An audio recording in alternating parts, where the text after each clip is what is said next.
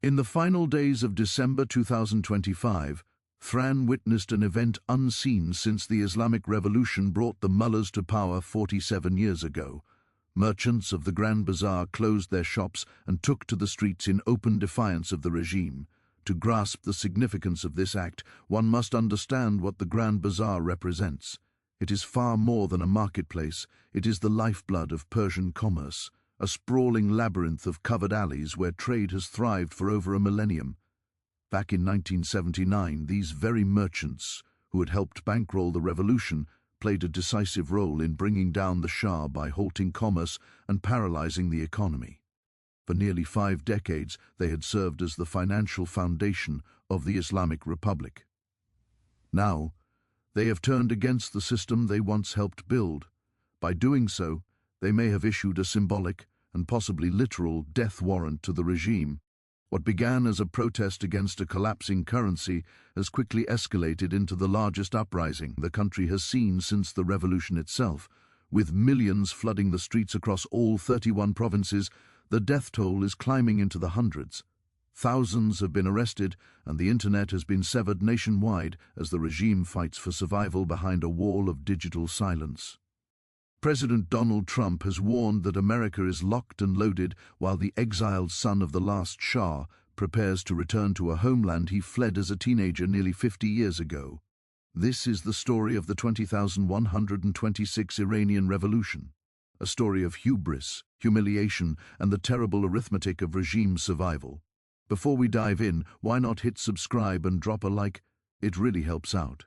Before the economy collapsed, before the bazaars closed, the Islamic Republic suffered something far more devastating to a regime built on revolutionary mythology. It was humiliated on the battlefield and exposed as a paper tiger before the entire world. For decades, Iran had constructed what it called the Axis of Resistance, a network of proxy forces stretching from Lebanon to Yemen, designed to project power beyond its borders and threaten enemies without risking direct confrontation. Hezbollah in Lebanon, with its vast arsenal of rockets, Hamas in Gaza, Assad in Syria, the linchpin connecting Thran to the Mediterranean, and the Houthis in Yemen threatening global oil supplies. This architecture of Iranian power, built over 4 decades at a cost of tens of billions of dollars, was systematically demolished in the space of 18 months.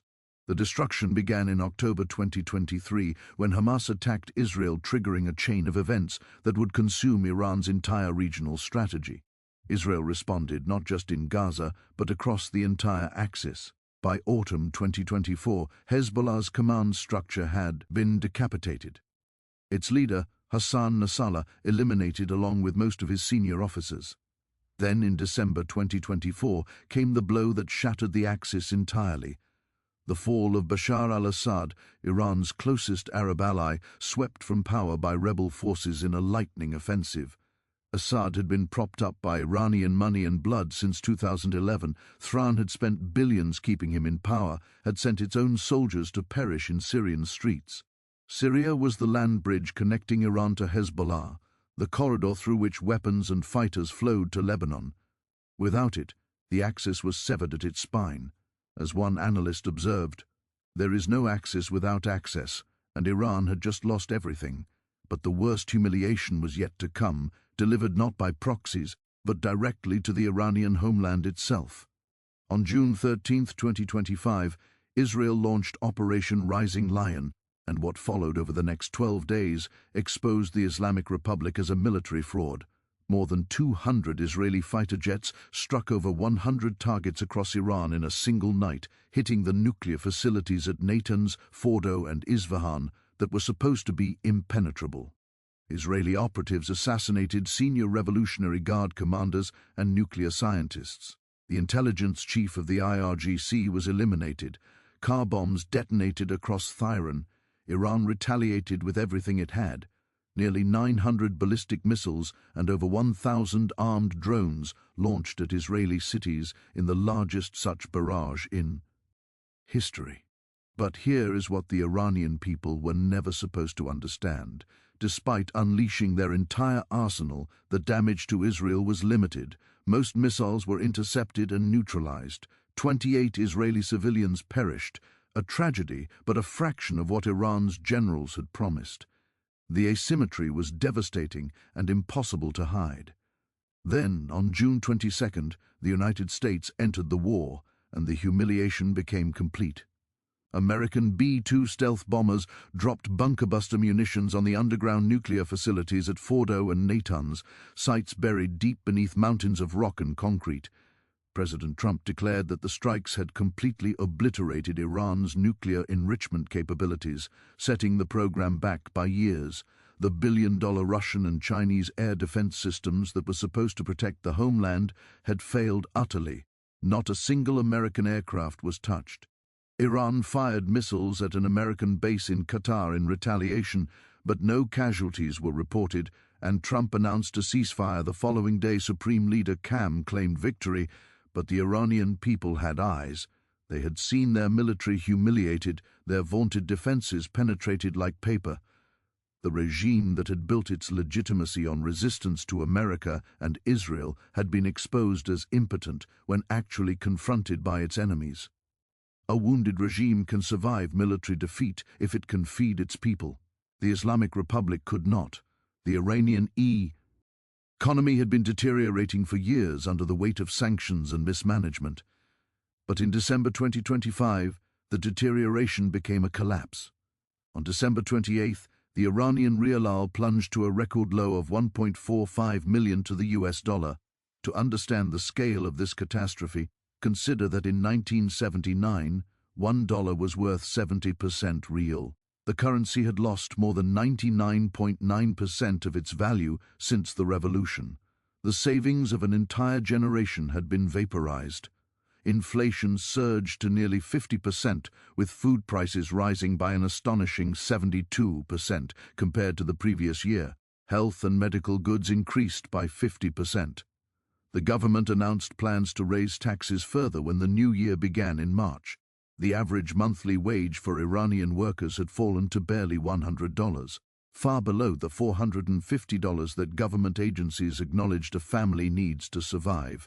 Meat, chicken, and dairy became luxuries that ordinary Iranians could no longer afford. The middle class was being crushed into poverty. One observer described seeing a man in a supermarket tear the wings off a chicken and flee because he could not afford to pay.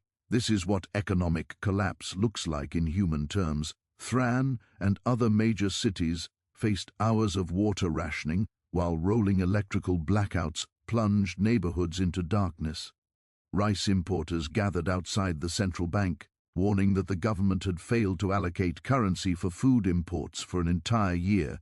They warned of imminent famine. The Central Bank eliminated the preferential subsidized exchange rate for most products, meaning prices for everything except medicine and wheat would skyrocket further. This was not a crisis that emerged from nowhere. It was the culmination of decades of corruption, mismanagement, and the crippling weight of international sanctions. The regime had spent its treasury on foreign adventures, on propping up Assad, on arming Hezbollah, on building missiles that failed when they were actually needed. And now the bill had come due, and there was nothing left to pay it with. Against this backdrop of military humiliation and economic devastation, the spark came from the merchants of Tehran's Grand Bazaar on December 2008, 20,125. The shopkeepers of the Aladdin shopping center and the electronics markets were the first to close. Their inventories were priced against the dollar, and with the rial in freefall, selling anything meant losing money. But what began as an economic protest transformed into something far more dangerous for the regime within 48 hours. Videos circulating on social media showed merchants chanting that they would die rather than accept humiliation, demanding the government address the currency crisis. The strike spread with astonishing speed. Isfahan, Shiraz, Mashhad, Kermanshah, dozens of cities within 2 days. By New Year's Eve, 17 of Iran's 31 provinces were in open revolt. Iran International Monitoring from outside the country called it a historic break between the bazaar and the Islamic Republic, a rupture not seen since 1979. The regime's own media briefly covered the protests, interviewing merchants who claimed their demands were purely economic, but the footage on social media told a different story. Within days, the chants shifted from economic grievances to something the regime fears above all else: explicit calls for its destruction. Crowds shouted death to the dictator, referring to Supreme Leader Khamenei. They shouted death to the Islamic Republic, rejecting the entire theocratic system.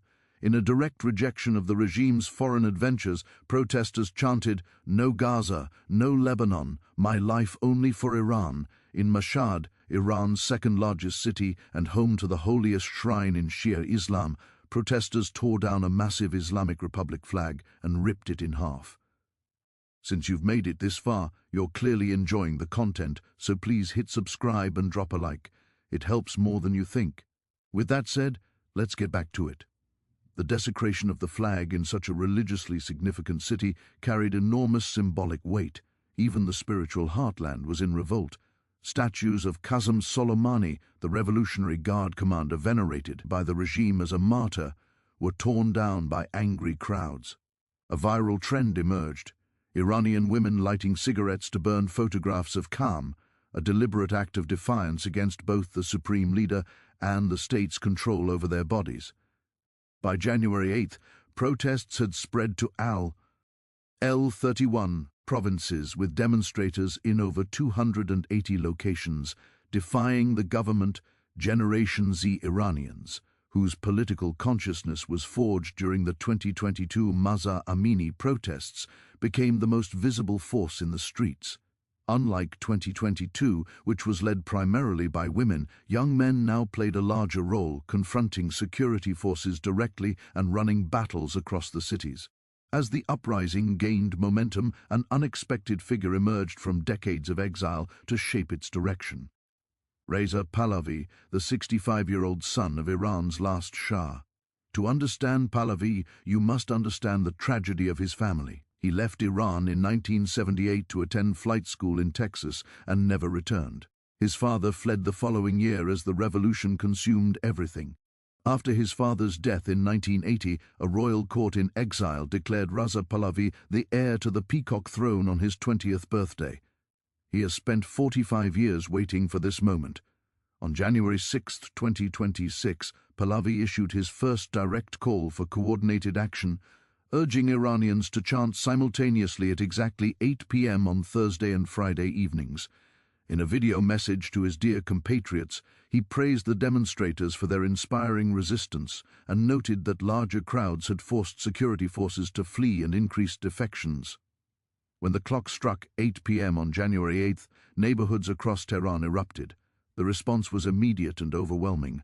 Crowds shouted, "This is the last battle. Pahlavi will return." Footage verified by international agencies showed thousands responding to the prince's call. In a separate message to Iran's security forces, Pahlavi posed a direct question. On which side of history will you stand? Alongside the criminals or alongside the people? He declared that the issue was no longer whether the Islamic Republic would fall, only the timing of its collapse, which was closer than ever. The Economist reported that the protests had grown to be the biggest since 2009, with some veteran Iran watchers saying they were the largest since the Shah's overthrow. Pahlavi called for protesters to prepare to seize and hold city centers and announced that he was preparing to return to his homeland. Whether Pahlavi represents Iran's future or merely a symbol of resistance remains unclear, but for the first time in 47 years, the monarchy has a voice in Iranian streets. The Islamic Republic did not survive 47 years by showing mercy to its enemies, and as the protests escalated, it unleashed the violence that has kept it in power.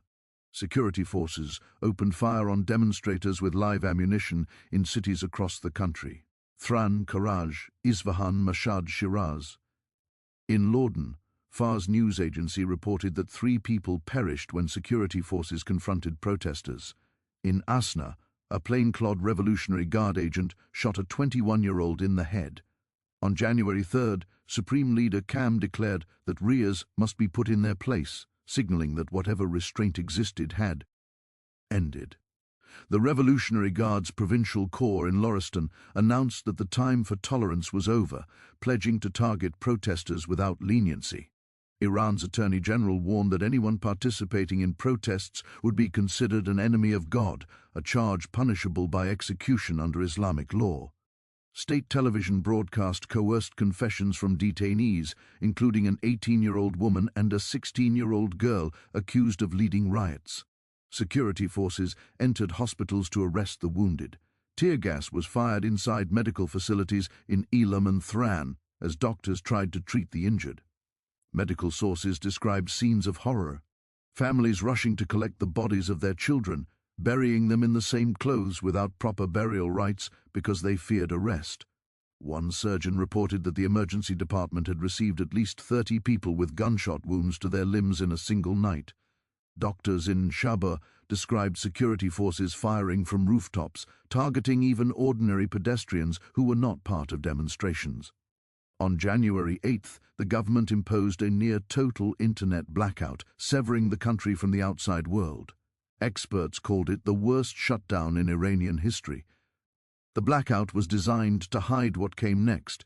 Reports emerged of mass casualties, with eyewitnesses in Karasak claiming they saw over 400 bodies at a single location.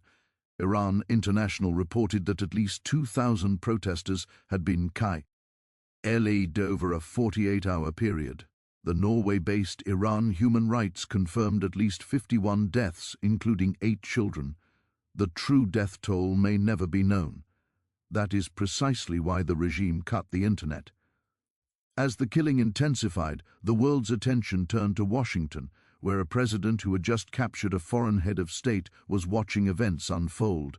On January 3rd, just days after American special forces had seized Venezuelan President Nicolas Maduro in a stunning overnight operation, Trump posted a warning on Truth Social. He declared that if Iran violently attacked peaceful protesters, the United States would come to their rescue.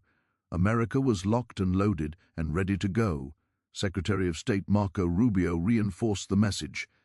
When Trump tells you he is going to address a problem, he means it. The Venezuela operation was proof of American resolve. On January 10th, Trump escalated further, telling oil executives that if Iran's leaders started firing on protesters, America would start firing too. The Wall Street Journal and New York Times reported that Trump had been presented with military options for striking Iran. Though no final decision had been made, the State Department issued a direct warning: do not play games with President Trump. When he says he will do something, he means it. Iranian Parliament Speaker Ghalibaf responded by threatening that if America attacked, Iran would strike U.S. troops and Israeli targets in retaliation. But Trump's warnings appeared to have some effect. Analysts noted that the regime had not yet deployed the level of violence seen in the 2019 protests when over 1,000 were killed. The regime faced an impossible calculus: crack down hard enough to crush the uprising and risk American intervention, or show restraint and appear weak. It was the dilemma of every dying authoritarian system. The violence that preserves power in the short term often accelerates collapse in the long term. And so we arrive at the present moment, with the Islamic Republic of Iran facing the gravest threat to its existence since the revolution that brought it to power.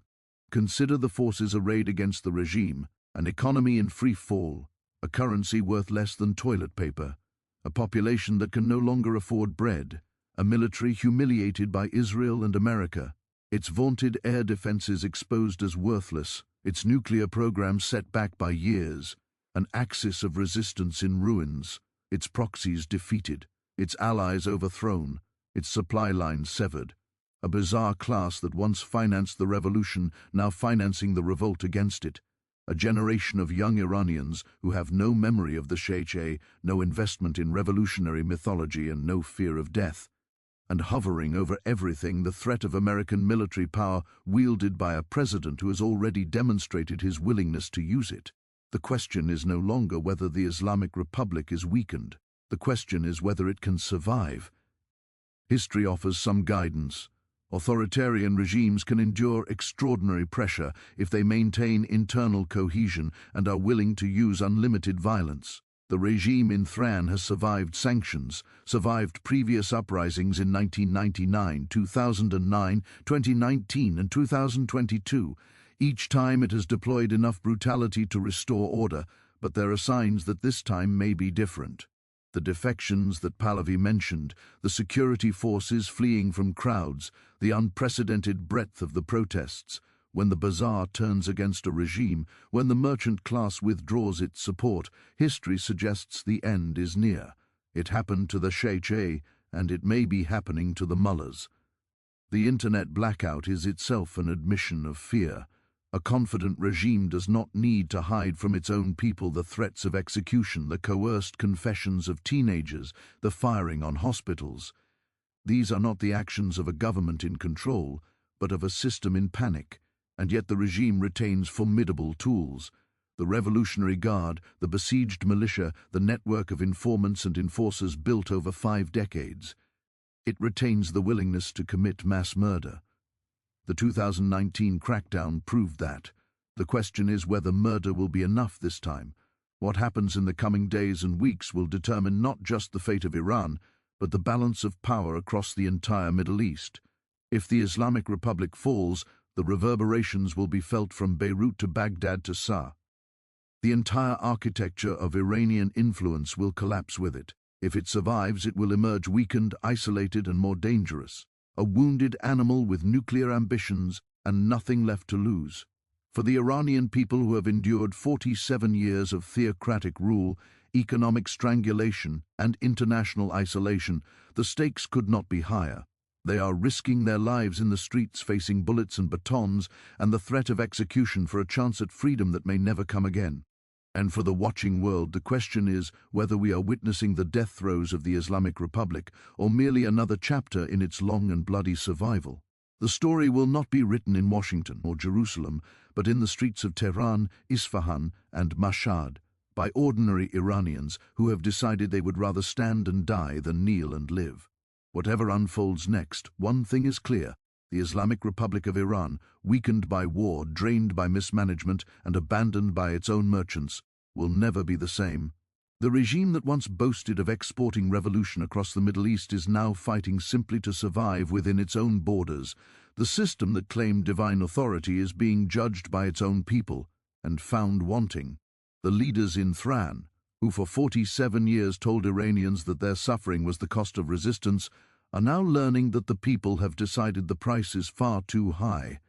This is the story of the 2026 Iranian Revolution, and it is far from over. Yet, when history is written, it may well begin in a simple bazaar with shopkeepers who refuse to open their doors. If you found this perspective valuable, consider subscribing. Share your thoughts in the comments. I read every one of them. Thank you for watching.